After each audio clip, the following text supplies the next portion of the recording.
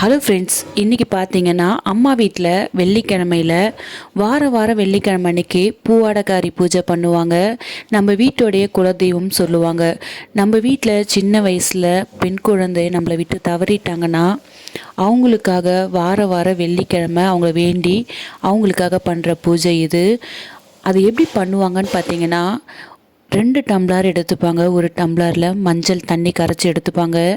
இன்னொரு டம்ளரில் பார்த்திங்கன்னா பானகம் கரைச்சிப்பாங்க. வெல்லம் ஏலக்காய் தட்டி போட்டு பானகம் தண்ணி ரெடி பண்ணிவிடுவாங்க. வேப்பிலை வச்சு அவங்கக்கிட்ட ஒரு தீபம் ஏற்றி ஆர்த்தி காமிச்சு இந்த பூஜையை பண்ணுவாங்க.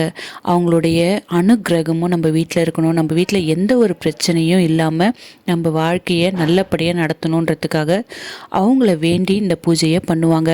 வருஷத்துக்கு ஒரு முறை ஆடி வெள்ளிக்கிழமை அவங்களுக்கு புடவெல்லாம் எடுத்து வச்சு சமைச்சு வச்சு பூஜை பண்ணுவாங்க. அம்மா வீட்டில் வெள்ளிக்கிழமை பூவாடக்காரி பூஜை இப்படி தான் பண்ணுவாங்க.